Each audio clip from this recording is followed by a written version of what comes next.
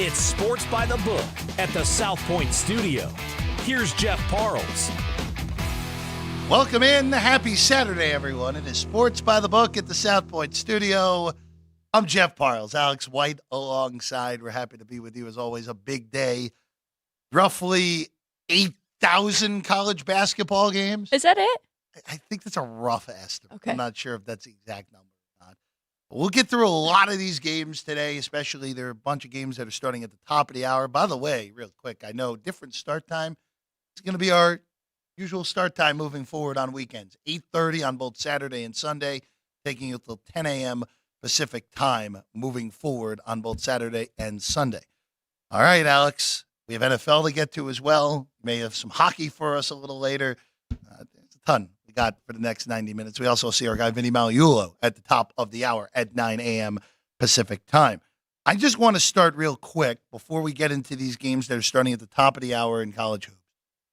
Quick update on the NFL lines, and we'll hear more from Vinny, and we'll get our thoughts sprinkled in throughout the show. Houston is back to a 2.5-point home dog. The total's been getting hit this morning on Cleveland and Houston as well. So it's Browns 2.5. That total is now moved to 45, which is the highest it's been all week. So not much of a surprise here, except for these weather games tonight in Kansas City and tomorrow in Buffalo. These other games are 3 indoor games. Yep. And Tampa with pretty good weather for January anywhere. I'm not surprised this total's been hit to the over this morning, Alex. I don't think I would play this under still. I still think we're in the range where the total's about where it should be. But I'm curious to just see how far up this goes. Completely agree. The first time these two met, the Browns won 36-22, and that was without C.J. Stroud. So I'm sure people are thinking we're going to see a lot more offense from the Texans side here. I mean, I would only play it over as well, but I didn't touch the total here. More money coming in on the Browns. I'm not that surprised either. Joe Flacco has done a fantastic job. People believe in him, and their defense is very good. I am on the side with the rookie, though. I'm going with the Texans. We've talked about this over the last few days, and I don't want to beat a dead horse, but we know the Browns' defense doesn't travel as well as they are at home, allowing an average of 30 points a game on the road this year. So I'm going with the rookie. I think that he can live up to the moment, and if needed, put the team on his back. He has done that in numerous games this year, C.J. Stroud. So looking for a big performance from him today. So we'll sprinkle in our thoughts. We talked about this at length yesterday on Football Friday. Alex and I are both on a dog in this game, and we have a little piece here and there. But I'm trying to figure out how much I want to end up putting on the money line here in this spot where I know I missed the best of it. I get that. I know.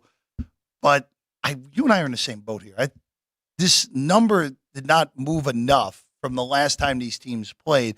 Yes, there's more data points to the positive on Cleveland, but C.J. Stroud and Nico Collins didn't play in that game. So Houston, this should not be only a point difference from what it was the last time they played. This should be, to me, at least a minimum of 2 points difference. And probably even closer to 3, maybe even 3.5, with the difference from Keenum, who at this point is an older backup, still competent, but nothing special. And Nico Collins, who, with Tank Dell's season over, is their best pass-catching option. Again, be a fascinating game. We'll get more into this when Vinny comes in as well to just get updates on where we're at on the numbers. Kansas City's up to 5, by the way, this morning. My goodness, wow. Just steam all week on KC from 3 to 5. Not even a move to Miami at one point or another this week. Totals down to 43. We talked about it all week.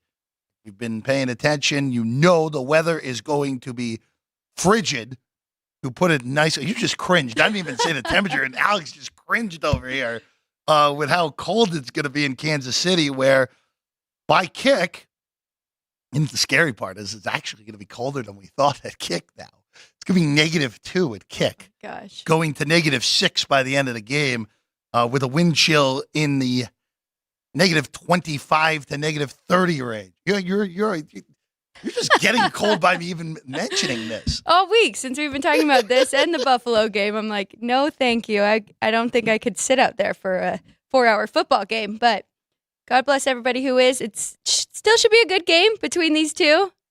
Hopefully, we know the struggles with Miami, especially on the defensive side, their injuries that they've been dealing with, but they should get some weapons back offensively. So we'll see how it goes. Yeah, how's the wind though? Because the wind is not quite as bad as we thought in Kansas City. Now, still going to be swirly. Going to be 10 to 13 miles an hour consistently. It's not nothing, but it's not like earlier in the week there was a potential that it was going to be consistent 20s, which would have been a bigger deal, right, especially for those offenses based on quarterback play. But gusts still 25, 30 potentially. It could have an impact, but not like tomorrow in Buffalo. Tomorrow on the show we'll break it down in full length, but that could be special with the weather we could be getting in Buffalo for that game. And we've already seen the total just dip obscenely throughout the week. 41.5 at some places. There was even 42.5 earlier in the week. And now we're on that game sitting at 33 across the board. And the side has not moved much. Moved a half point. A point. That's the most interesting. That's the most interesting. I'm happy you brought that up because we'll go into that game fully tomorrow. But that is the most fascinating thing I think I've ever seen with any sort of NFL game, where the total dumps 10 points, almost a whole 10 points, and the side has been minimally bet. I understand why it's been minimally bet, but in those conditions, anything is plausible. Like I told you earlier in the week, if it was normal weather, this would be an easy lay with Buffalo for me, and if they don't blow them out, so be it. But with that weather, I'm tempted to just say, you know what, we're just gonna take an outrageous money line price. There you go, Sean. Sean knew where I was going on Pittsburgh, because in that weather, any weird stuff can happen. So see how it goes there tomorrow. We'll break these games down further throughout the show as well. We got to hit these games that are starting at the top of the hour so you don't miss them before we get going. We may even have some in-game chatter here today. Good. On the show. We've got our TVs ready. Yeah. Yeah. 4 big ones up top right now. All right. Tennessee, Georgia. So this has been actually more interesting on the total than the side. On the overnights, we saw 8, got bopped down to 7.5 across the board. Tennessee favored in Athens off their loss to Mississippi State. Georgia's 2-0, by the way, in SEC play, with a win against Arkansas in the middle of the week. So from 8 to 7.5, this is 601 and 602 in your betting cards. The total's what's intrigued me here, where overnights had a 146 for the most part. And this thing has bounced down to as low as 144.5 at some shops. Behind us, it never got lower than 145. Now it's started to move back up from 146 to, now back to 146. Behind us here at the South Point, some other shops still have 145 and 145. This is actually a wide range right now across the board on the total. I bet under 146. I just, the way that Tennessee plays, and I know Georgia plays fast and they want to play fast. Tennessee doesn't want to play fast. No. And yeah, tempo-wise, they've been faster, but they're still known for that defense. When they've been at their best this year, at least to me, and they have played faster than they have in the past this year. About 70 possessions a game. They're in the past, they've been about a 68 possession team. I still think they're trying to adjust fully offensively to that. I still think this is an under game, because if this game is played in the mid 70s, I'm cooked, and Tennessee might lose the game outright. So I'm looking at the under here at 146. I agree. I would only play it under. I didn't play this game, but look at what happened when Tennessee played against Mississippi State, and they kind of controlled the tempo. They lost that outright to Mississippi State. Coming off that loss, I think the Wolves get it together here and can control that pace. They are top 5 defense in the country, second in KenPom. And then Georgia, you said they like to play a little bit faster, but they do have a top 50 defense. So I think that'll come into play here as well. So it would only be an underplay for me. Yeah, we're sticking with it here on the under. All right, let's go to a game that moved not too long ago in the Big East. Butler and Seton Hall So this was 4.5 mostly overnight. Now we're sticking at 4. Butler laying it at home at Hinkle.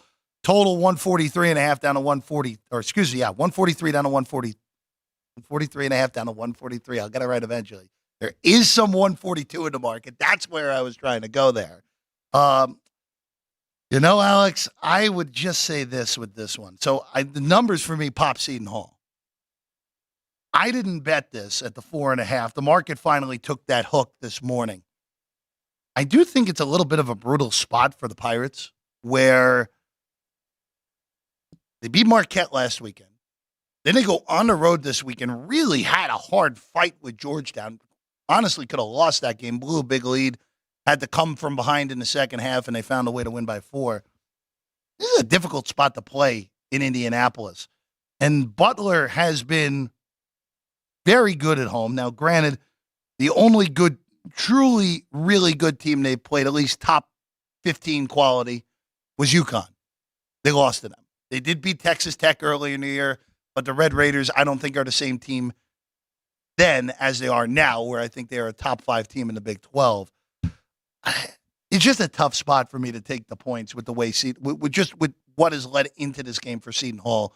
So even though it looked like a play last night, this is going to be a pass for me. So I went under 44 in this one. I thought that 144. 144. Yeah. Okay. I thought that was a little bit high for these two. I know both of them are ranked higher offensively than defensively, but I think just this Big East Conference rivalry will have a tighter game here between these two. Seton Hall has done very well, though. I mean, 3 in a row. You mentioned Marquette, and they also beat Providence and Georgetown there. So I don't know. I don't mind those points there either, but I thought the stronger play was the under here. I want to bring up a game that may be off the beaten path, but I looked at your numbers, and your numbers were this triggered a play on Ohio and Western Michigan. Ohio's 4, 152.5 is the total here. I was on Ohio earlier in the week, and they lost outright to Bowling Green. Now on the road against the weaker Western Michigan squad, only laying 4. Yeah, so I do have Ohio as a big favorite here, -9. So I passed on this though. Oh, okay. I didn't take it. I was looking for dogs. So when we had this discussion actually outside before the show, where I just had an outrageous list of plays, just way too many, to be honest. Good ones though. You had a lot of underdogs. So many underdogs. Yeah. And you're usually a dog player. Yes. Yes. So looking for underdogs, looking for unders that I like, unless it really stands out to me. There are a couple favorites I took today, but that is funny. Yeah, I did circle that one and do have them as a bigger favorite here. So it would be Ohio or nothing for me in this one. I'm not touching that one. That one, I thought the number maybe a point off, not good enough to play that. All right, Northwestern and Wisconsin. I got to give the Cats credit. They have been much better than I thought they were going to be this year. Honestly, both of these teams are much better than I thought they were going to be this year. Northwestern, the 3-1 start in conference play, they only lost it to Illinois. Yeah, they got blasted in that game, but Illinois is really good. Tough road spot after the big win against Michigan State over the weekend last week. Go on the road. They fall down big to Penn State. They come from behind. Northwestern wins by 4 on Wednesday night. Now the return trip to Kohl Center in Madison, Wisconsin, 4-0 in conference play. They played an old school, grinded out, ugly game, possession-wise, against Ohio State earlier in the week, but they were really efficient on offense. 71 points in 59 possessions. That's pretty good. That's about 1.2 points per possession, which, if you're Wisconsin, you take that every time. This is 7.5, so this is another one where the numbers for me pop Northwestern. But this is a really bad spot for Northwestern, where this is the second consecutive road game. They have to really claw up, bear down, come from behind to win on the road in State College earlier in the week. It isn't a bad trip, obviously, from Evanston to Madison, short trip. But this is really difficult for me to actually go ahead and take the points with Northwestern, even though what I have in my ridiculous model comes out as Northwestern being a 5.5 point underdog, which would normally be a take, but I'm going to stay out of this, Alex. Yeah, I think the number is just right. You just talked about Wisconsin. They have played very, very good. And the Big Ten is not an easy conference, so to be undefeated 4-0, right now where they stand, I trust the Badgers more here in this spot. Yeah, just a bad spot. And this is college basketball. I'll play more spot plays than any other sport that I bet. And it makes sense why you do it. They're usually pretty good in college hoops. But this is one of those where the numbers can't get outweighed by the spot, which probably means Northwestern will be out to lead it. I'll be kicking myself midway through the show here today. One other one I want to go with real quick. I am on Towson money line against Northeastern. Towson, overtime, not the greatest of spots for Towson. And won an overtime game on Thursday against Stony Brook at home. This is just a fade of Northeastern, who won a really competitive back and forth game where they had a big lead, and then Hofstra came back, took their own lead, but Northeastern held on Thursday to win by 3. This is not a good Northeastern team, and I thought they played way above their head. Had their best game of the year against a really good team in the CAA and Hofstra. But this feels like a good opportunity plus price. Take the Tigers at Towson. That one's also starting at 9 a.m. All right, let's go to Louisville and NC State. Ugly basketball game. Louisville won their last time. And how about that? Louisville with a win over Miami. A huge upset in that one. Get the Canes later in the show. We'll see how they'll bounce back. 7.5. NC State favored on the road. 147 your total, Alex. So I really wanted to lay it with NC State. But I just can't get there with the pack. Yes, we saw not a bad spot, even though it's on the road. We saw them on Wednesday. North Carolina really handled their business in Raleigh against their in-state rival. But it just feels like if this was 5.5, okay, I think I could go ahead and do it. But once we get north of 3 baskets, it's hard for me to lay this on the road, even against a team that I think not replicable what they did earlier in the week in Miami. It's a pass, but in-game wise, this is the angle I'd look at. Yes. Louisville gets a good, and NC State's getting looks, but they're just not making shots. I would take a discounted number in-game if you get the opportunity on the pack. I love that. You're so right. 7.5 is just too many points to lay on the road, but NC State is the far better defense, almost the top 50 defense in the country, holding their opponents to 67 points a game. So I think that is a great in-game opportunity between these two. Let's go to North Carolina and Syracuse, sticking in the ACC. Alex, I'm curious your thoughts on this game, because this is a really hard one for me, where North Carolina just might be really good. And they've been, since that back-to-back loss stretch where they played UConn at MSG, very difficult to do that. That's basically a UConn home game. Huskies beat them, and Huskies are really darn good themselves. And then they played Kentucky and Atlanta, which obviously famously known as Catlanta for a while when they had the SEC tournament down there. 2 pretty brutal neutral site games where you're not going to have you didn't have the majority of the crowd in either of those. They almost played as road games. Since then, they destroyed Oklahoma in that game in Charlotte. They have been awesome in ACC play, winning all their games in the new year in ACC play by double digits. Now you get Syracuse, where this Syracuse defense at the beginning of the year was awful at the beginning of the year. But they have really actually turned into a pretty solid defense. Now the offense has actually been the bigger concern. 71 possession game where they won 69-59 against Boston College earlier in the week. Both teams sub 1 point per possession. That's not going to get it done. Right now, Carolina 11.5 at home, 157 a total. What are you doing here, if anything? So I haven't told you this yet, but I love this North Carolina team because I went to the Final Four 2 years ago where they upset Duke, made it to the championship, and then let go of that, 20-point lead to lose it. So I was rooting for the Tar Heels in that one. I love to see them bounce back this year. I think Armando Bacot is one of the best players in the country. So I am rooting for them. I still think this is too many points, even against the Syracuse team. But I think maybe they should be under a double-digit favorite here. So I didn't play this one, but yeah, this North Carolina team is really good. I'm very impressed with the defense that they've been able to have lately.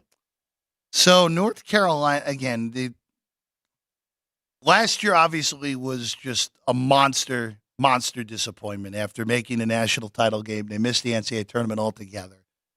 You could argue that NCAA tournament run was a little bit fluky as well. Remember, getting to the championship game as an 8 seed. They had that ridiculous game against Baylor where Brady Manick got tossed. They're up 25 with 10 minutes to go and almost blew the game. Completely had to hold on in overtime. I just, with this team, they're always loaded with talent. We know that. It's just a question of how good of a coach is Hubert. We don't know. We still don't really know how good of a coach Hubert really is. But in the ACC, I know there are a lot of conversation of, could this be a year where it's where someone pops up and catches both the Blue Bloods and Duke and Carolina? No. They are so clearly better than everyone else in this conference. I know Duke took a while to get going, and I know they basically made all their 3-point shots in the first half earlier in the week against Pitt. Duke is really good. And Carolina, these two teams are both Final Four quality teams, at least in the forms that they've gotten to now.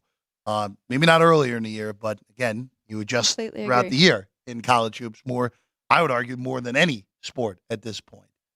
So right now, Carolina, big favorite against Syracuse today at 11.5. I will throw this in there for games that are starting while the show is still going. LaSalle against VCU. I think that's a good fade spot of VCU, where VCU went on the road earlier in the week and handled business. They beat a good George Mason team in Fairfax. Got it done.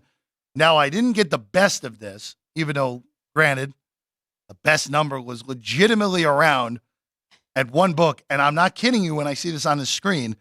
The best number for this game was around for 13 seconds. Oh, my God. That's less than a blink, as our guy Vinny says. 6. There is still some 6 out there. Behind us, it's mostly 5.5 now in the market on this. If you can get the 6 on LaSalle, grab it, because I don't think that's going to be there for much longer. And you're ending up in a scenario here where LaSalle has been much better at home than they've been away from the Gola Center in Philadelphia. And this is just a good, we've talked about spot plays a lot. I just think this is a great spot to go against the VCU team that I think is pretty average. Their first conference win of the year and that upset win over George Mason earlier this week. I know LaSalle's metrics don't play out pretty well, but I think this is a good spot more than anything to go against Virginia Commonwealth. You're right. They're 7-2 in their home games this year. I think they're just a really well-coached team, and they are coming off a loss to UMass. So I think this will be a good turnaround spot for them. I don't mind that at all. LaSalle, of course, Fran Dunphy there now as he continues his path through all the Philadelphia teams. Of course, Penn and then Temple and now LaSalle after a few years out of the game coaching-wise in the second year, coaching the Explorers there in Philadelphia. Just bring this one up as well here since we have some time. Just so we refresh, I'm on the under in Tennessee and Georgia, 146. If you can get 146, what you can behind us, I think that's what you got to do. Lean to Seton Hall even at 4, but timid on that. I would not say overly confident. 7.5, it is a lean to Northwestern. So those two will probably win and the under will probably lose. That's usually how that goes, Alex. Did you end up betting North Carolina? Or is it just a macro thing? I do need to actually correct myself because I said that was too many points, but that is not true. I was looking at North Carolina State. I do have North Carolina as a 15-point favorite here, but I didn't bet it, even though they are at home. I bet Seton Hall and Butler under 144. Under 144 on Seton Hall and Butler. I want to go to a good game in the Mountain West. Not the one here. Don't worry. We'll get that later. I think the wrong team's favored in Albuquerque. Oh, that is. I looked at that as well. So that's San Diego State and New Mexico. And I get why New Mexico is favored. I understand it.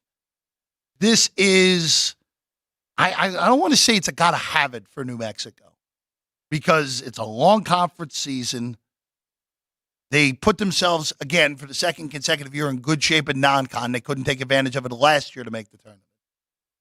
Granted, again, this year, the only top 50 team they played in non-con they lost to in St. Mary's.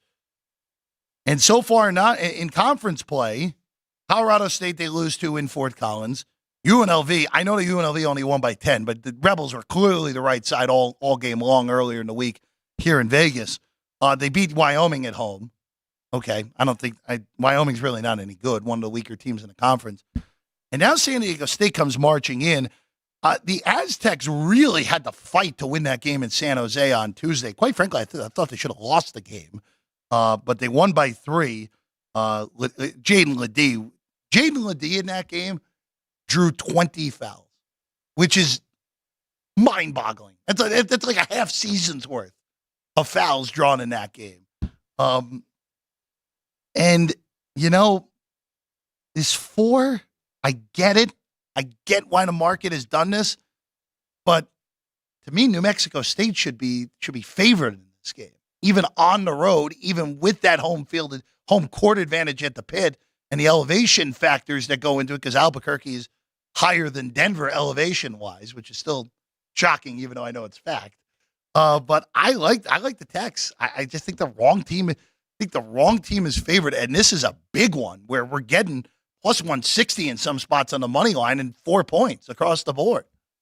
See, but you said it right off the top of that. You said it's kind of a must-have for New Mexico, and that's what kind of kept me off of this game as well. The Lobos are 8-0 at home. They are. So I just stayed away from this, but I don't mind it. I mean, that San Diego State team is very good, so getting points with them, even on the road, is always valuable. San Diego State's 2 losses have come away from Viejas. Lost in Provo, second big game of the year at BYU. And they lost to Grand Canyon, who, by the way, the Antelopes are a good basketball team. If you haven't seen them play yet, out of the WAC, that is a clear NCAA tournament team, assuming they handled their business. They're a top 70 KenPom team, and quite frankly, it should probably be higher with how they played this year at a 15-1 start. We're playing at 11 a.m., so noon in Albuquerque for that one. One other game that I want to bring up real quick that starts at 10 a.m. Pacific time, Creighton and St. John's. So markets bet St. John's. This was 7.5 on the overnight. I thought it was good at 7.5 on the overnight. It's now 6.5. The total is the interesting one here because St. John's wants to run you. They want to run you. Creighton has gotten this reputation of this high-powered, fast offense. They're just not that this year. They're a very efficient offense, but they play slow. They're the bottom third of college basketball in pace. So they've really revitalized what public opinion is of them in the way of their offense. With that said, this does feel like a game where Creighton could find their old ways and really run and gun here against a team in St. John's that just wants to run you. Don't know if 153 is the right number to go over on this game. I really, Alex, this is going to be a common thread. Probably want a slow start in this game where we get run, the teams are running, but we don't get made shots. And look for an over that's in the 140s and then hit it over there. Yes. At 6.5, I can't quite get there on St. John's. If we somehow if we get back to 7, I probably will take, even though I didn't get the best of it at 7.5 on the over. See, and I'm probably going to wait in game and definitely hit that over. I thought it should have been more like 160 here. Ooh. So I am banking on them making their shots. Creighton's very good from the 3-point line and in the field, but St. John's wants to run, like you said. So if it does start slow, I'll jump in and get a better number here. But I think you're still safe at 153. I planned on playing that over as well. Playing it over with the the St. John's and Creighton game for that one. I do want to bring this one up before we welcome our friend Vinny Magliulo in. Not a good game. Vanderbilt and Ole Miss. I know Ole Miss is a sparkly record, and they put 100 on Florida earlier this week. Thank you, Florida's defense. We'll get to them later in the show. The metrics hate Ole Miss because they're number 1 in luck rankings, and they're not good on defense, which is opposite of what Beard's teams usually are. They're 14-1. And they finally moved up in KenPom with that win against Florida, but they had legitimately gone backwards in their rankings from what they were at the beginning of the year, despite winning all these games. They welcome in Vanderbilt, who is without a shadow of a doubt the worst team in the SEC. Yeah. They are not good. I would have expected more out of Stack at this point. It's 10. It's 143.5. I can't do anything here, Alex.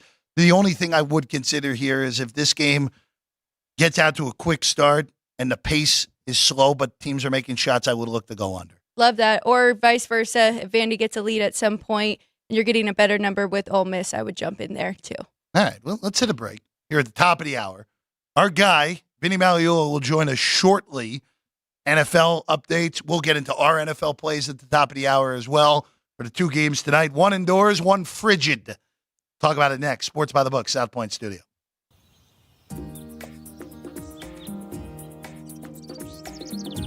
South Point is also proud to provide a variety of relaxing amenities for the guests who want to be pampered. Soak up the sun and let your stress melt away in our lagoon-style Paradise swimming pool. A relaxing getaway where you can bask in the desert sun and enjoy seasonal food and bar service poolside. And if you really want to escape, come to Spa Costa del Sur. From couple suites to a co-ed wet area, our spa caters to business and leisure travelers who want to unwind and elevate their senses. A visit to one of our spa's steam, sauna, or whirlpool treatment rooms will leave any guest feeling like they can take on the world. Our gaming amenities include over 60 table games and over 2,600 of the most popular slot and video poker machines. We have penny slots, including the popular Buffalo games, and real machines like Wheel of Fortune, Triple Sevens, and Megabucks. If you prefer video poker, try Deuces Wild, Double Double Bonus, or a variety of multi-denomination games. Or try your hand at one of the most popular casino table games in the world, Blackjack. Don't let the game intimidate you. Blackjack, also known as 21, is both easy and fun. And our dealers are always happy to assist. And the best part? Blackjack always pays 3 to 2. Next, check out the roulette tables. Roulette is one of the easiest casino games to learn, and so much fun to play. It's a favorite of both beginners and seasoned players. In addition to blackjack and roulette, our casino pit features over 60 popular table games like Baccarat, Pai-Gow Poker, 3-Card Poker, Ultimate Texas Hold'em, and Mississippi Stud. So get out of your room and come join in the fun.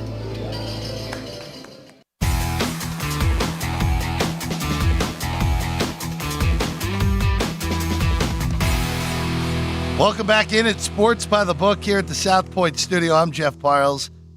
Alex White alongside, and I think we may have the reason why our guy Vinny Magliulo might be delayed here for a few minutes. There are reports out of the state of New York right now that the Bills and the Steelers, because of the weather conditions in Western New York through tomorrow, that game is getting moved to a different time. It will stay in Western New York. 4:30 on Monday, looking like the new start time for that, which means we're gonna get double-barreled action on Monday at the same time. Wow, I am kind of floored at this with the start time that is being said here.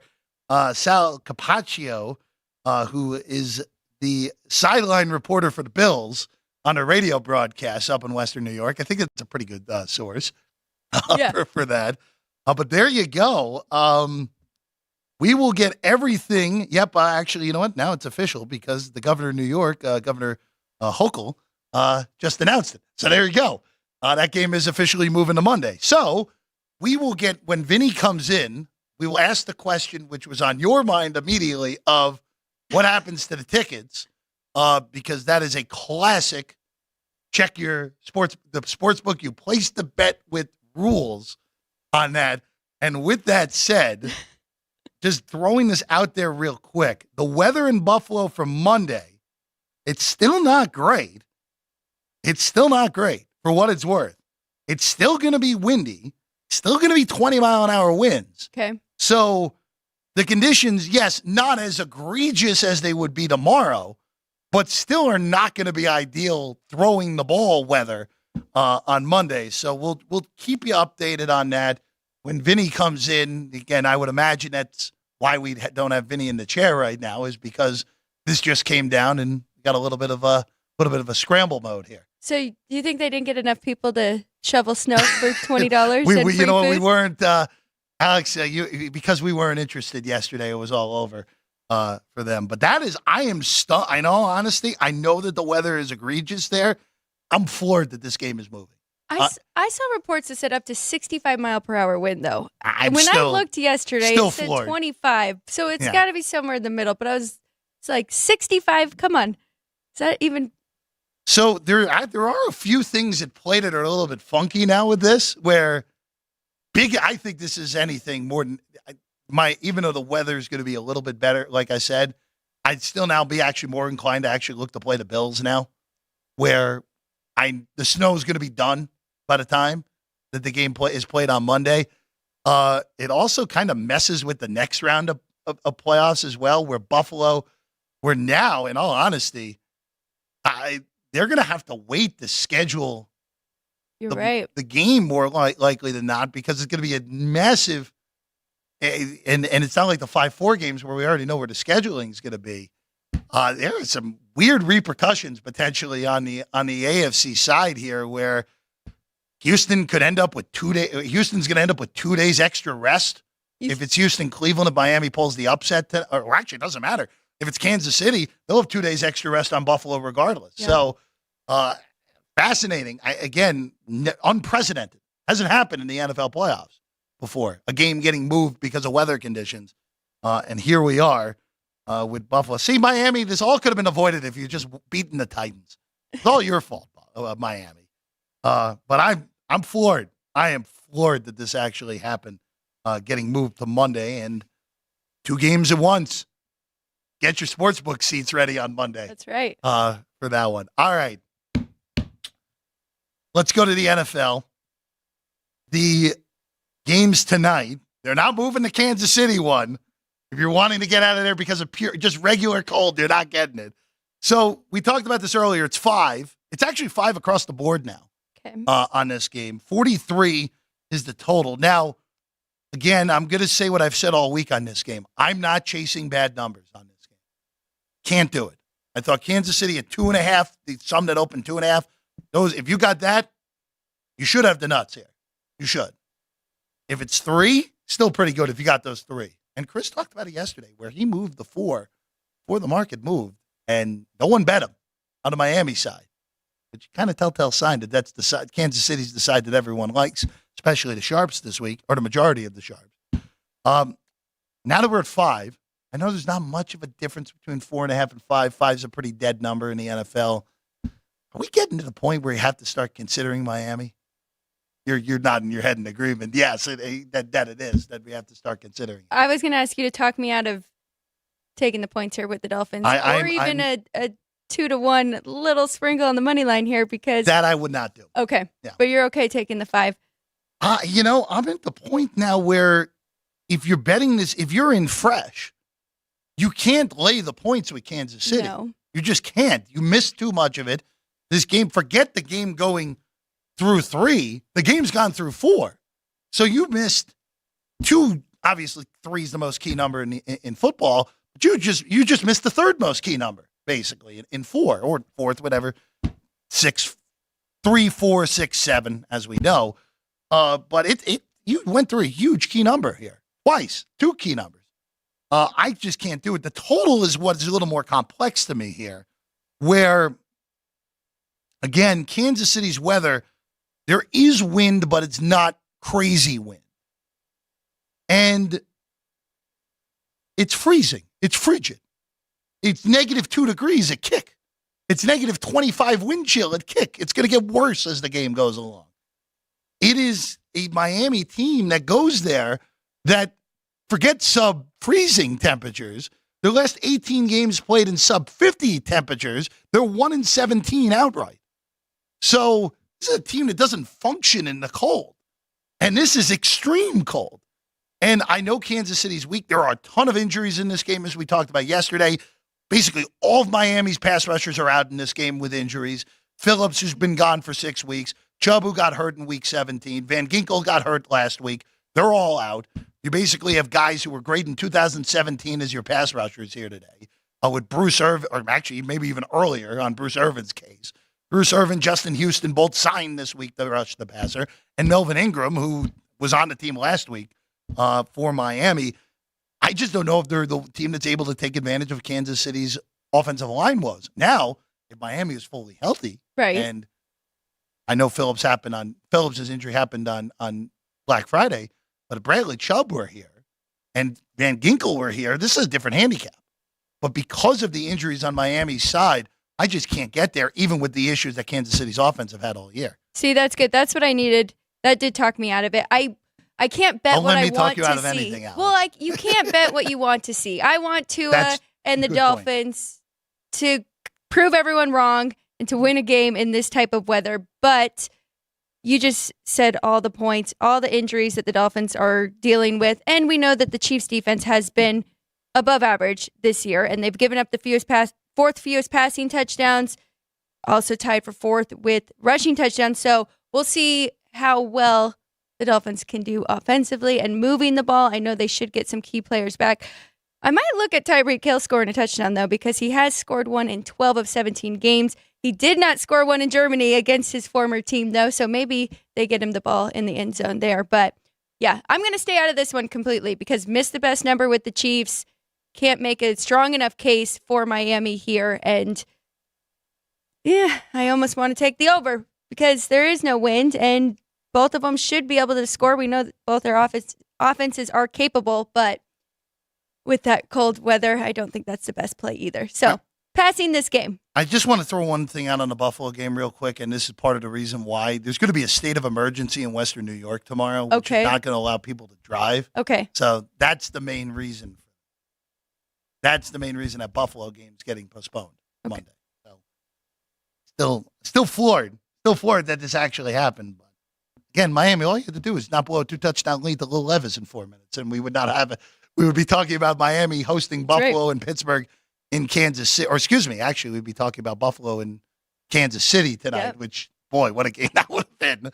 And Pittsburgh down in Miami for this one. So there you go. That's what we're getting. You know, it's still surprised at 4:30. Surprised that game's not going earlier in the day on Monday.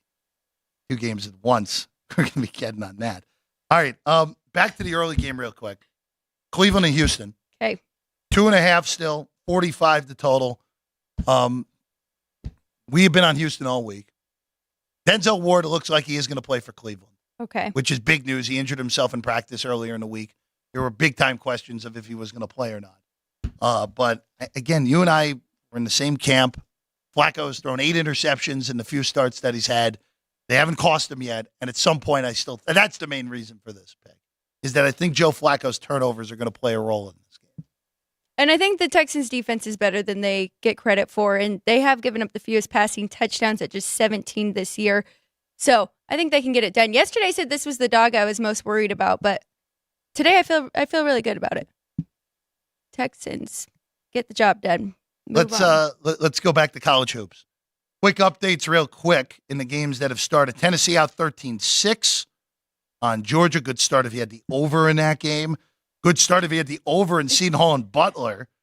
Wackadoo pace to that game. 32 points in 6 minutes. Make it more. Oh, no, I missed a shot. 17-15 Butler in what has just been a back-and-forth, wild-paced game so far at Hinkle with Seton Hall shooting free throws. 9-8 Wisconsin at the first media timeout against Northwestern. NC State's 5-0 on Louisville. And then North Carolina 13-7 over Syracuse. All right. Going back to the college hoops for Saturday, Xavier and Providence up next. 11 a.m. Pacific start in Rhode Island for this one. Providence is 3. Xavier on the road here. They have been much better in Cincy than they have been away from Cintas this year. There's been a weird bounce on the total in this game from 143 down to 143.5 to 141.5, now back to 142.5. I actually thought this game was reasonable for the over at the big number. So now that we're at a smaller number, I still think it's good, even though you missed the best of it. I just don't like Xavier's defense. That's really what this comes down to. There is some concern on the Providence side. Again, they're getting more used to playing without Hopkins. They have now won since Hopkins got hurt. honestly, probably not a bad spot if you want to lay Providence here to get their first win without their star player. But again, I am concerned about the X-Men going on the road here where their defense has been good at home but has struggled away from it. Yeah, allowing their opponents 72.5 points per game. And then we've got the Friars who are 10-1 at home. So I think the number is just right. I didn't do anything here, but I would lean more to Providence at home. Let's go to Lawrence, Kansas. Pretty big one. Yes. Oklahoma off their first loss of the year, or their first conference loss of the year, I should say. Head to the Fog to take on Kansas, who was stunned in the second half against Central Florida, got pummeled by the Knights in the second half. Central Florida with their first Big 12 win, and they did it in style, upsetting the highly rated Jayhawks. Alex, this is total hasn't moved, 142 from where Chris and company opened it. 7, quickly to 7.5, now back to 7 on this game. I'm a little surprised at how the line moved on this one. I get it. It's the Fog. It's Kansas. You're playing 8-on-5 more times than not. But this Oklahoma team is really good. And for Kansas, we've talked about this. This is still a really good team. This is still a clear top 15 caliber team. But this is not your normal Kansas team. Because even though these Kansas teams in recent past years, including the last 2 teams that got 1 seeds, they have limited depth. But their depth is really, really tight this year. And really can only go 6 deep. And that's even pushing it a little bit. Oklahoma can go deep. Oklahoma, more importantly, can defend. That's really the big thing that I think keeps the Sooners in this game. And my rule of thumb in the Big 12 this year is if I'm getting north of 6.5, it is going to be very hard to justify laying a favorite this year in the Big 12. All these teams are really good, except for West Virginia, which we'll get to them later in the show. But it is going to be very hard to justify not taking points in most of these spots, even with, to me, the best home court advantage in college athletics, period, basketball or football. But 7 is just too much. I'll take it with Oklahoma in this top 10 AP, top 25 matchup, not your betting numbers, folks. Did we talk about Jim? Did we talk with Jim about this game on Thursday? If we did, it was a very small period of time. Okay. I think we just talked about the Big 12 in general and how good this conference was. But I liked the over here. Okay. We know both teams can score, but both defenses are really good. Do you suggest I play this one in game? You could. I mean, look, a lot of these college hoop games are good to play in game. Unless it starts out like that Seton Hall game. And well, then you can take the under now. Yes. You got a better number if you want it. I don't know if you want to do that based off the pace, but there are plenty of ways to do that. But I'm not I think OU's strong still at 7. I think that's strong. Take the points with the Sooners. Wake Forest, West Virginia, we'll mention this quickly. 131 to total. Wake Forest 6.5 points against Virginia, UVA. I do not like this UVA team at all. I just don't think they're any good. But we know how they want to grind you. And this feels like a lot of points. Now, I don't think I can get there. Really like to be getting 8 here. But this feels like a lot. But I will say this with Virginia. Where Virginia this year, where in the past it didn't matter where they went, they would be competitive everywhere. On the road in conference play, and forget conference play, there are 3 true road games here this year, Alex. They lost by 23 at Memphis. They lost by 22 to Notre Dame, who we know is not any good. And they lost by 16 in Raleigh against NC State last Saturday. They've been non-competitive away from Charlottesville. So that's the pause here. That's why this is not a play at 6.5. I'd like a little bit more. I don't even know if I can take Virginia in-game because with that offense, if they're not making shots, you're in big trouble at that point of covering any number. See, and I thought 6.5 was enough here to take with Virginia. Kind of not a must-have, but I mean, they're 2-2 in conference right now, so they're going to go out there and play tough. Yes, that Notre Dame loss is bad, but the other 2, really nothing wrong with that. Memphis and NC State are good teams, so I mean, they got to turn it around here soon. They are still very good defensively, just not quite as good as the Virginia we're used to, but I'm going to take the 6.5 here on the road. Kentucky and A&M next. A&M's up to 3 in this game. Kentucky on the road. You know, this is a very similar spot to last week, where Kentucky was a dog against Florida. They went on the road, came from behind, won that game outright. Yet again, you're gonna see it on gambling Twitter today. The unranked home team favored against the ranked team. We know people love that trend. I think this is another one where I think people are just going on the trend too much. I don't think this A&M team is as good as we thought they were going into the year. It is a desperation spot for them early in conference play, where they're sitting at 0-2, where they lost to a mediocre LSU team at home. And then Auburn, they only won the game by 11, but that game wasn't really that close, even though Auburn is really good again this year. I moneyline Kentucky. If A&M beats me, so be it. I get the trends. I know people love that. Like I said, that the unranked team at home favored against the ranked team. But Kentucky's just better. I mean, it's just a better basketball team, and I think they'll find a way like they found a way in Gainesville last week. That was a really good game. Kentucky top 10 offense, of course, still top 25 defense, and then this Texas A&M team, good offense, not great defensively. So I think Kentucky will have their way here. I thought the number was right at 2, but I would play Kentucky plus the points here. Let's go to Purdue and Penn State. Big number here, Alex. Can you get there with the big underdog on the road? Purdue is 18, and it's 151.5. By the way, that number has not moved since Chris and Company opened it. I'm not touching this. I think the number is right. Penn State going on the road to West Lafayette, with Purdue coming off getting smashed in Lincoln by Nebraska. That is not a good spot for Penn State, but it is so many points that I can't get there laying it with Purdue. But the total is sitting there at 151.5. Is that the direction you'd rather go? I would. This is an over that I do like. Exactly what you're saying. Purdue coming off a loss. We know they're going to step on the gas right away offensively. It's just a matter of if Penn State can put up enough points here to get us over that 151.5. But that was an early play for me. Let's keep it moving. Let's go to the game in town here. Are you going? You going today? I'm not going to go. I forgot the Browns Texans start it around starts the at 1:30. same time. Yeah, gonna be close. UNLV and Utah State. I will be watching. So this is 2. There is some 1.5 in the market. Utah State is favored. This Utah State team actually has been much better than I thought they were going to be this year. I thought they were going to be I thought they were going to be an NIT quality team. They're an NCAA tournament quality, and a pretty hard out as a 7 through 11 seed probably in the NCAA tournament as currently formed. They beat Colorado State, did what they had to do. Their only loss is overtime loss against Bradley in Peoria. Now they come here. It's 2.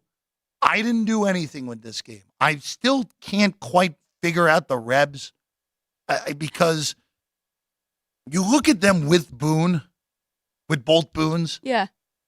Their only losses are to St. Mary's in that horrible game where no one had any offense and somehow still went over because it went to overtimes, and at Viejas. Now, granted, the other opponents they played, they beat Creighton, which was a huge win at the DLC in Henderson.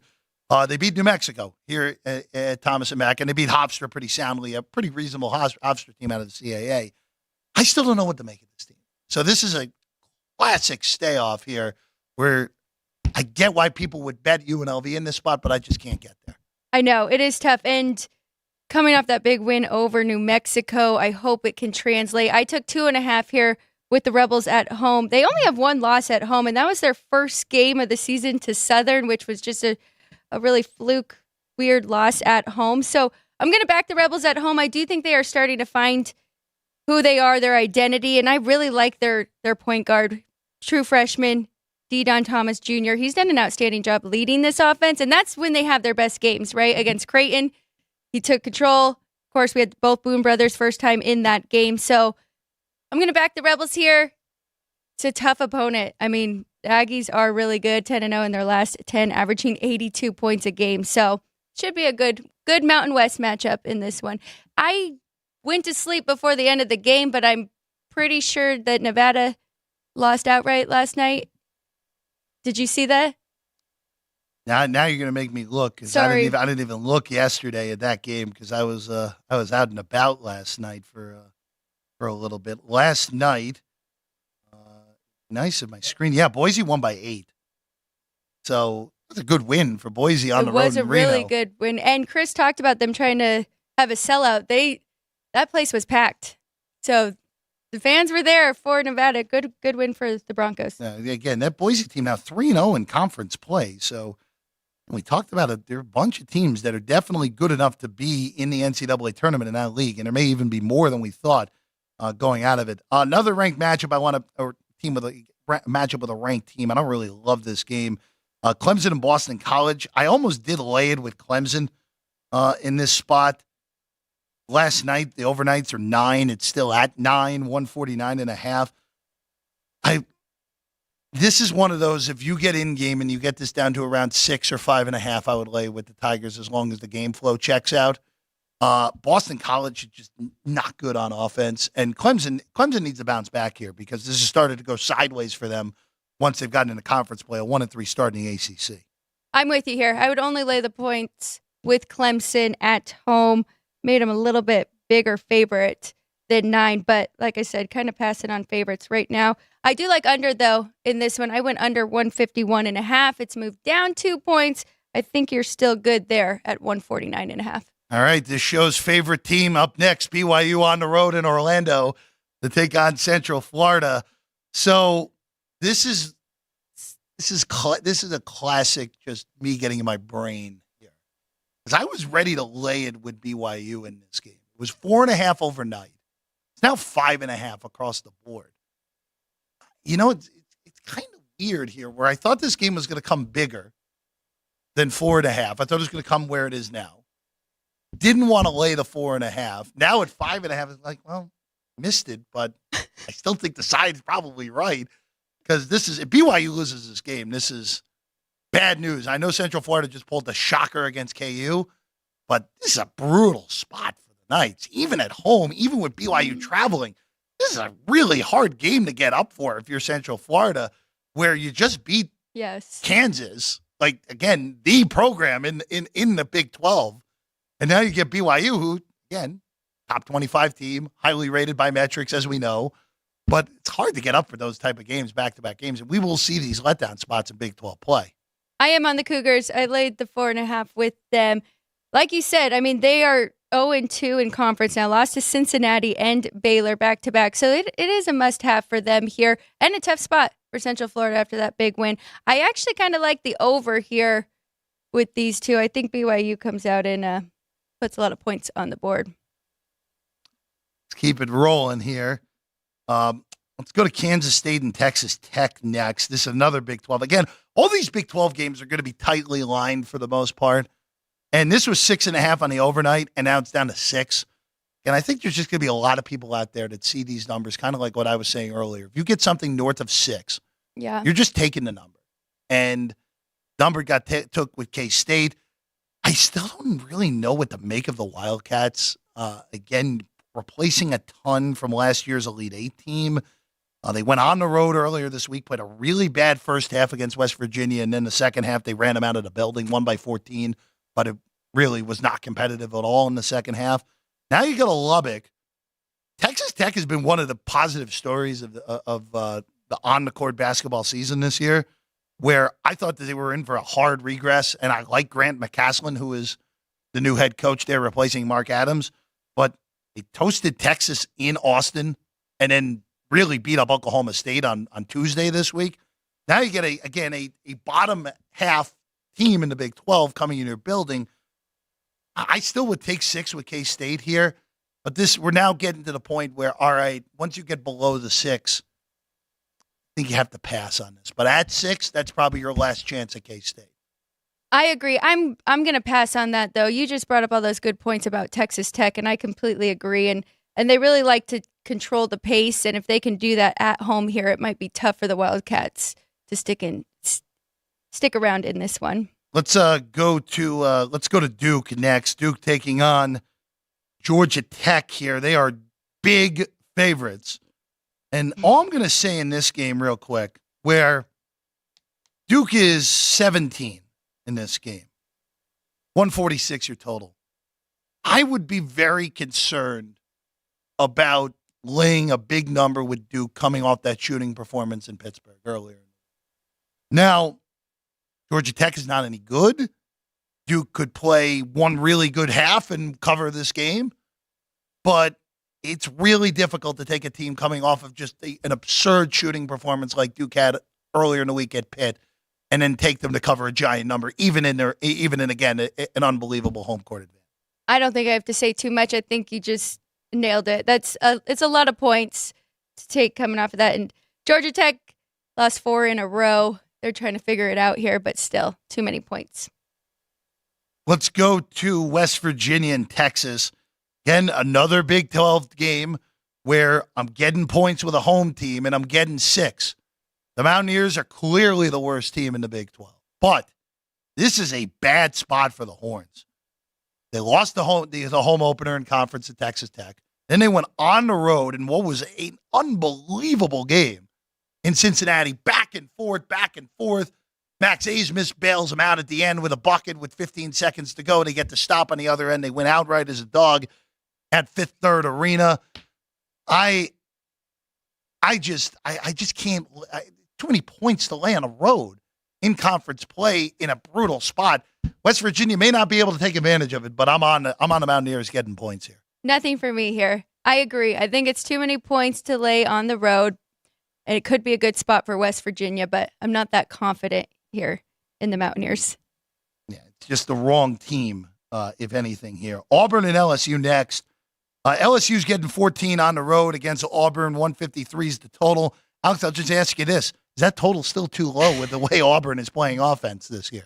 Let me check my numbers. Before I just guess. For what it's worth, I have no play on the total in this game. I'd only look to take 14 with LSU. Okay. That'd be the only thing I'd look at.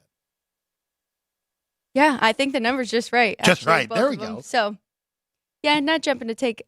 It's tough when you get those 150s, right? I mean, but you're right, how Auburn has been playing, and you can find good spots with certain teams who love to run the ball.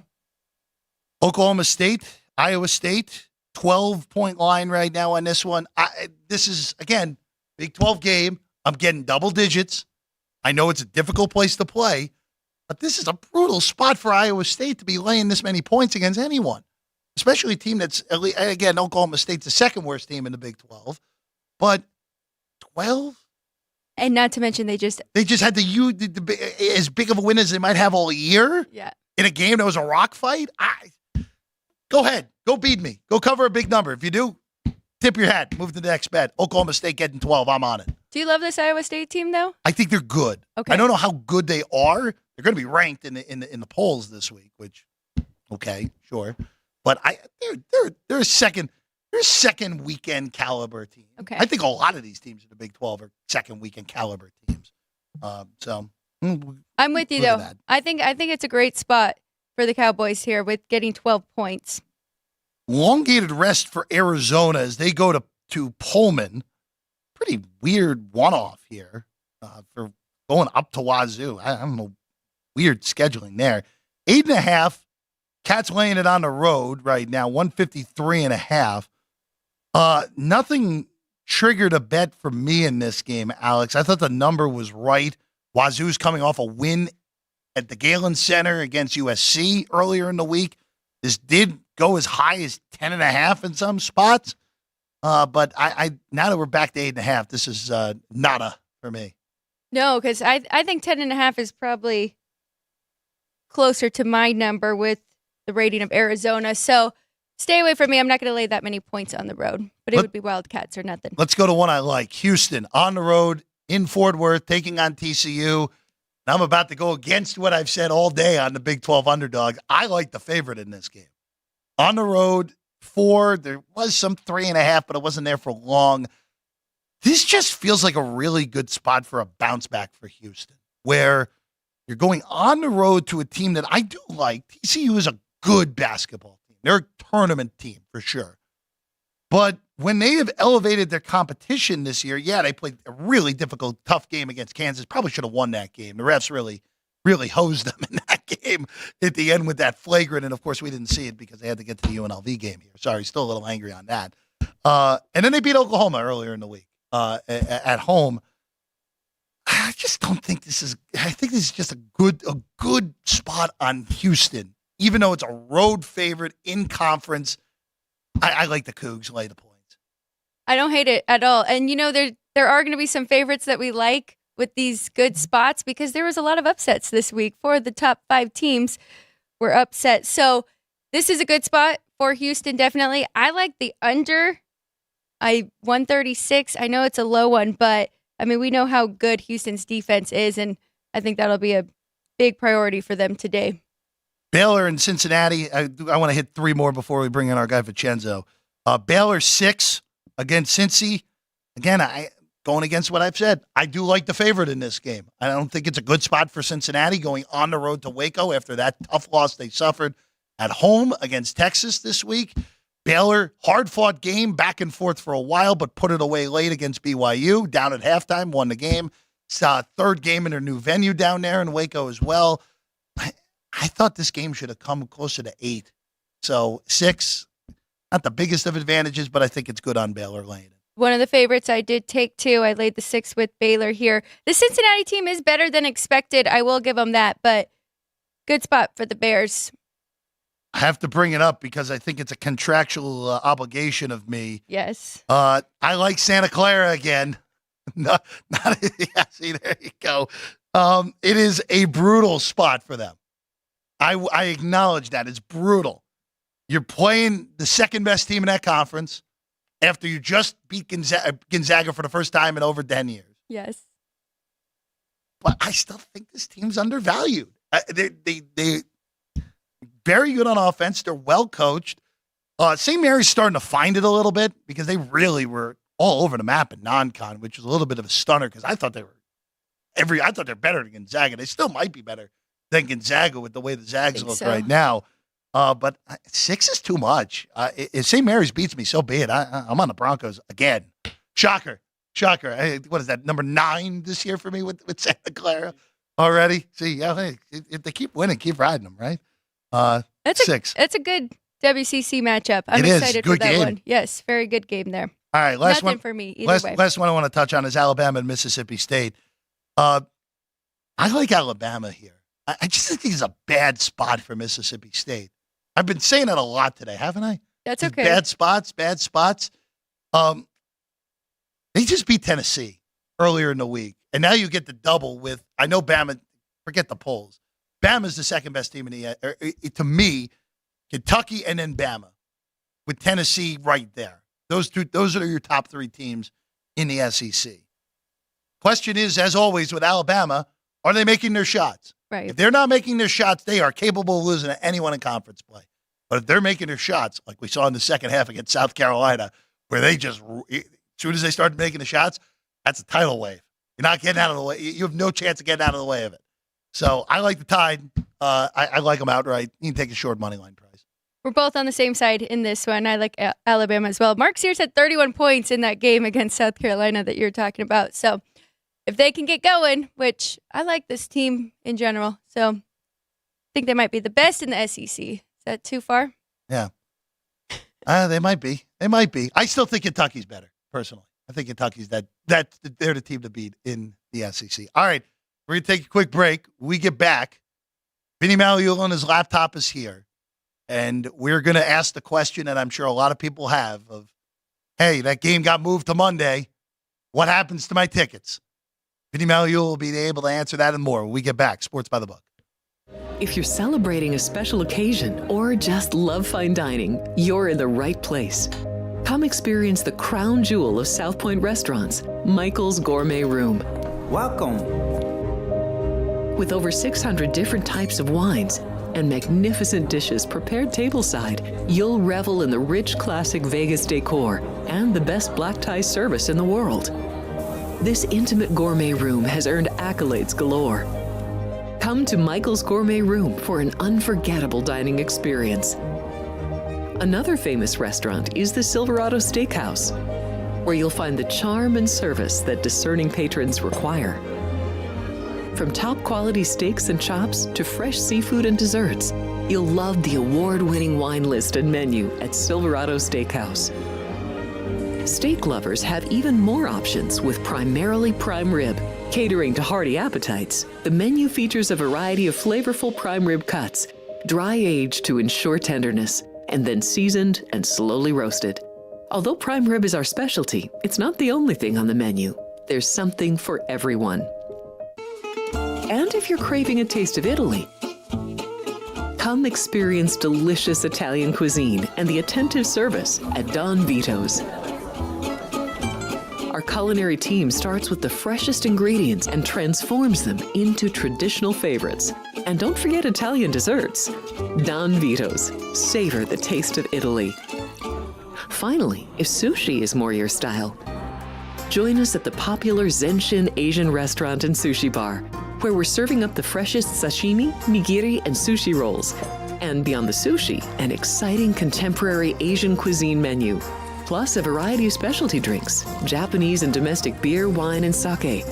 Balance your hunger with Zenshin.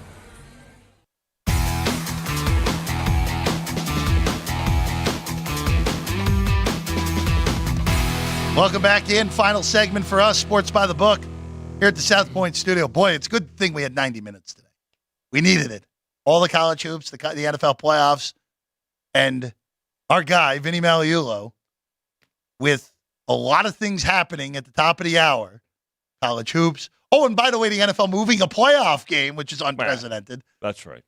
So what's the most popular question today? So that's what we have to start with.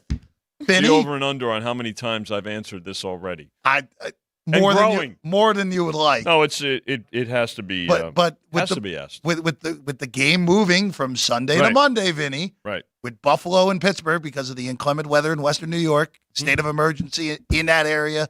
Governor of New York, along with the NFL, agreeing to move the game to. I made a mistake earlier.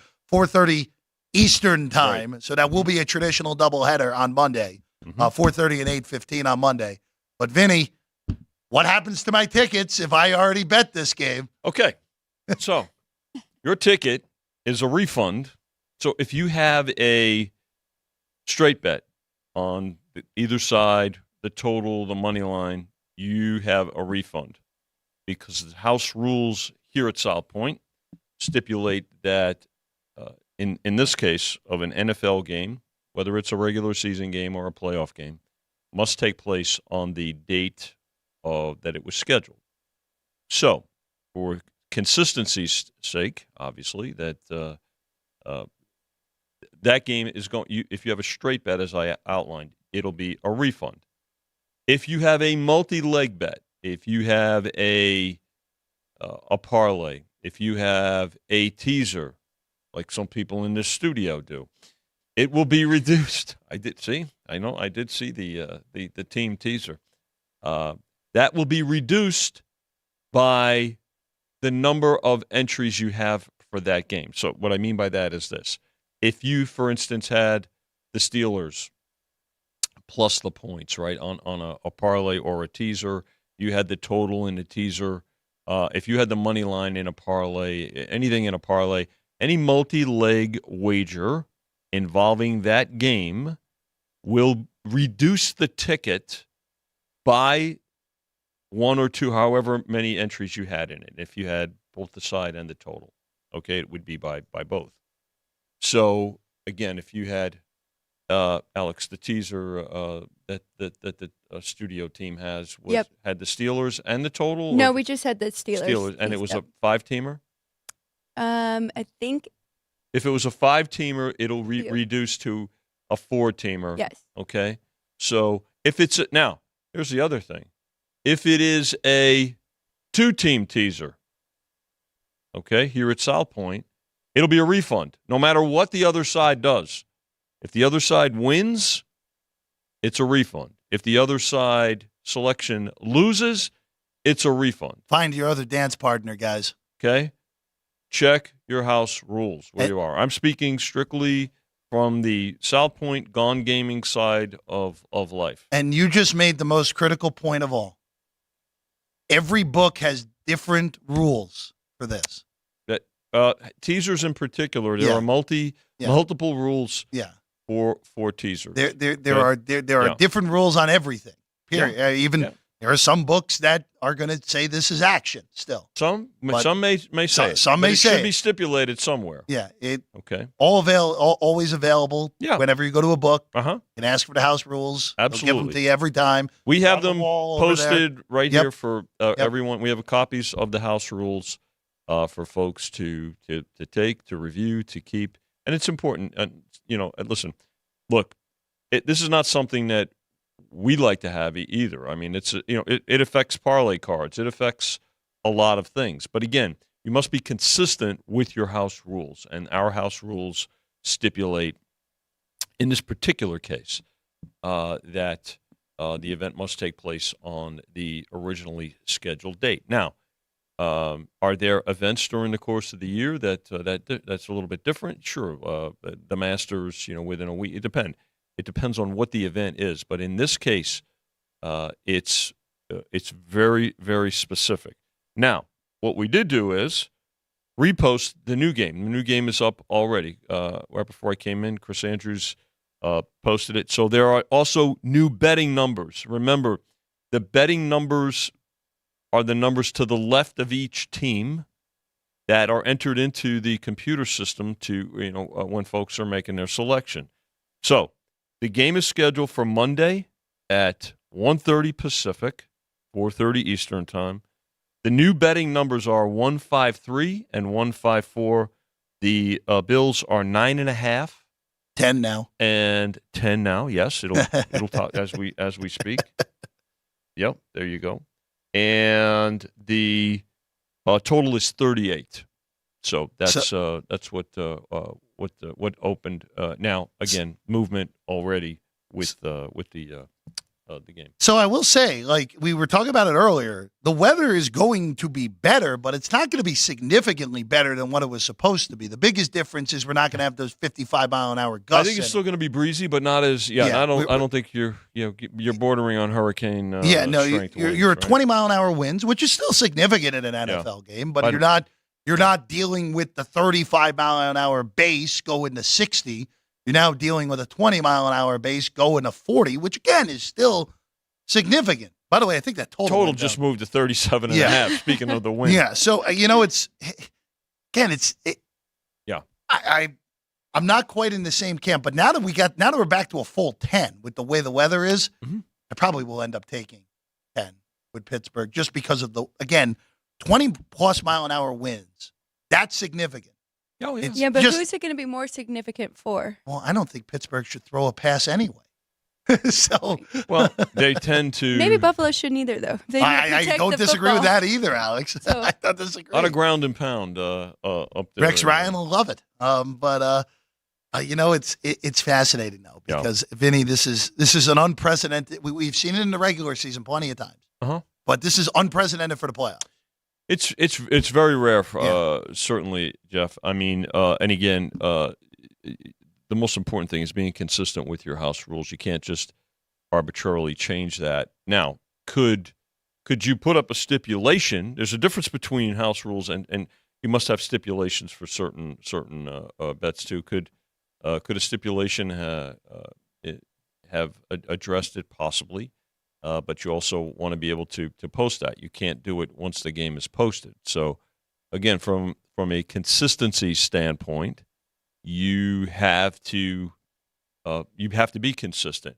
By the way, what people are probably some people are saying, well, what's a stipulation? Here, a stipulation as an example would be you'll see quite a few of them for the Super Bowl propositions, right? Let's say there's a player prop. For a receiver to have X amount of receiving yards. Okay, well, that receiver must play in the game but does not have to start. And you would say, well, what happens if he doesn't play at all? If he doesn't play at all, well, that would be a refund. Right. Now, you could see in the box score, too, if the player did play and didn't have any receptions either. So there are a lot of things that have to be addressed, and frankly, and when we get closer to the Super Bowl, we'll talk about that. Where that's the part that really takes a lot of time in crafting. Crafting the bets is easier sometimes than addressing the parameters of what's involved with the wagers. Just to clarify, so the parlay cards and teaser cards, same thing as what you said for the parlays. It's Yes. just one leg less. It'll be one leg less on those, Alex. And again, if let's say so, and on parlay cards and teaser cards, there's a minimum number of selections. If Right. it impacts the minimum number of selections, then those cards will be refunded as well, regardless of what happens to the other two. So there's a difference too.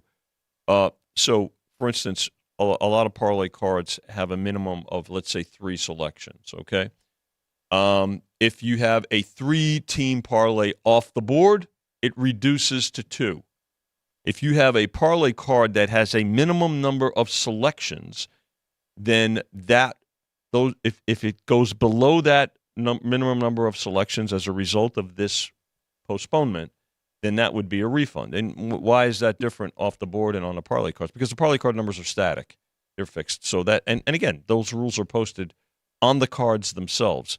So the house rules address everything, especially off the board, but they also stipulate, too, that parlay cards have their rules. And on the back of the parlay card or the front of it, depending on the location, the rules will be clearly posted. So, again, check your particular house rules wherever you are, and again, don't hesitate if you need to come to the counter and ask for further clarification. Let's go to the games that are regularly scheduled. Let's go to the today. games that have not yet been postponed. Yeah, have not. Well, they're not moving Kansas City. I don't can think tell so. you that. Let's just start there. Let's start with the late one first, because this has been the aggressive mover all week. Yeah. And now you're up to 5. 5. Mm-hmm. 43 on the total. Again, Vinny, we talked about this yesterday, that we expected this to move to 5. But it's still jarring to see. In fact, excuse me for interrupting. It moved right after we got out. No, I know, immediately.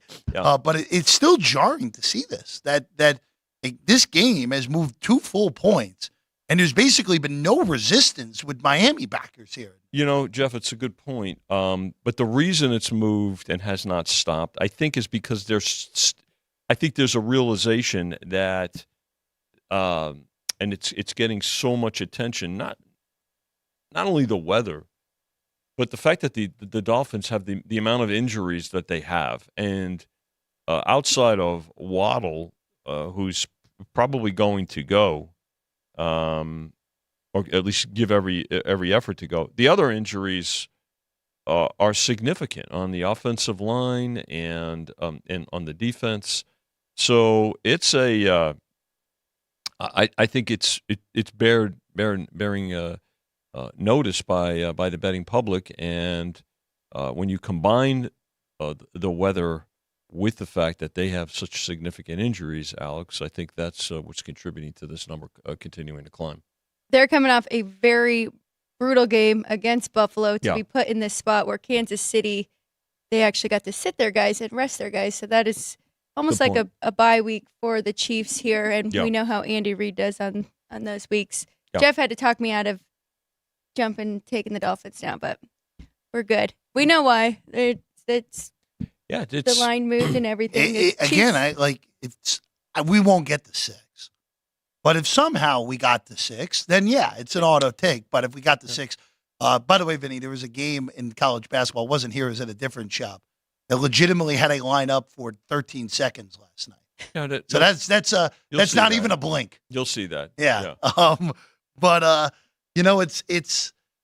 it is still the way this line is moving. I agree with them. I agree that Kansas City should be the side bet. It's just at this point, if you should not be chasing bad numbers. No. If you miss this, and you know what? If Miami scores first, guess what?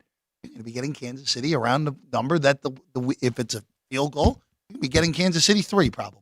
You mean if the Dolphins score? Yeah, that's what I'm saying. Yeah. Miami scores first, you're going to be getting Kansas City at either 3 or a better number anyway. Possibly, So- depending on how early that score takes place too, and what is it? Is it a field goal or is it a touchdown? On touchdown, So, you're definitely getting better than you're going to get better than No laying question. 3 at that point. No with question. Kansas City. The early game, Cleveland and Houston. So we talked about this. This has been a toggler this week. Mm-hmm. 2.5, 3, Right. 2.5, 2, 2.5.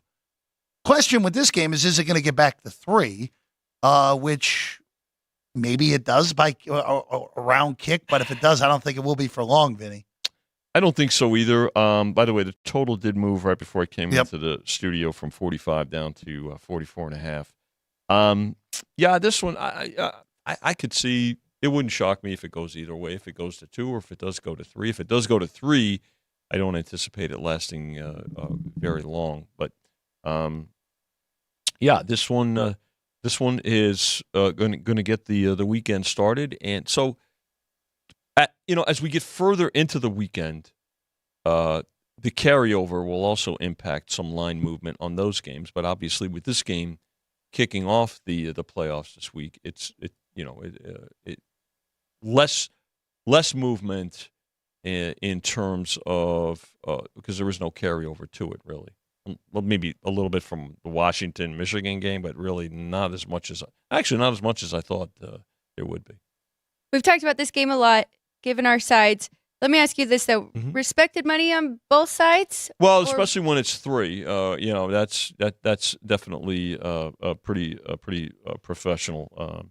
But yeah, there's actually I've talked to seasoned bettors that are making a case for both sides. When it comes to Houston, they like what they see with the rookie C.J. Stroud and company. Although certainly some injuries to the wide receiver core that although Collins I think is back. So and that's the most critical one for them.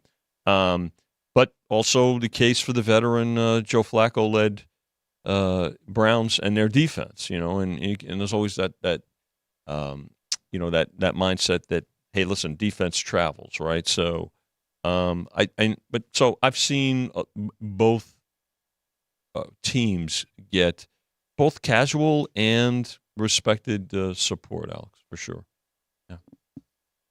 Vinny, you'll be back with us tomorrow. I'll be here. You'll be here tomorrow. Yes. We'll have 2 games to talk about. Yeah. Just 2 tomorrow. 2 tomorrow now with 2, 4, now 6. I was about to say, I'm wrong. No, it's 2 now because of the move. Right. We won't have to rush. 2 a actually. days. We won't have to rush tomorrow. Yeah. Actually, we can take our time and get everything ready and see how that Buffalo Pittsburgh game is moving. Now that it's now Monday at 4:30 Eastern time in Western New York. By the way, with TV, I just want to point out too, no other games start times have been impacted. So that just one person did ask that. What is it? Obviously we're not the TV executives, but we because there was a question as to because the game from yesterday got moved, will one or both of the other games get changed? And that no. And we should bring up, too, that you'll have both games on today, even though they are exclusively on Peacock. Well, the second game is exclusively on Peacock if you're at home. We do have a come to South Point. Here at South Point. Yes. Yes, so, yes. We'll have it. It'll actually be probably a firmer feed here at South Point than your feed at home. So come on down, sit in the comfy chairs or your blue booths, and go ahead. There's no such thing as Peacock exclusive here, Vinny. No, there's none of that. So, all right, that's all the time we have here today. Vinny, thank you as always. Good to be with both of you. Alex, good work. Got a lot of college Good luck on your bets today. Yes. I didn't have as many as I thought I would, which is a good thing. 8:30 tomorrow, we're back. Vinny will be with us for a little bit tomorrow, and our guy Matt Neverett will join us tomorrow in studio at 9:20 tomorrow morning, and we'll be able to announce something a little fun with our guy Matt Neverett as well tomorrow on the show. We'll see you then. Good luck on all your plays today. This has been Sports by the Book, South Point Studio.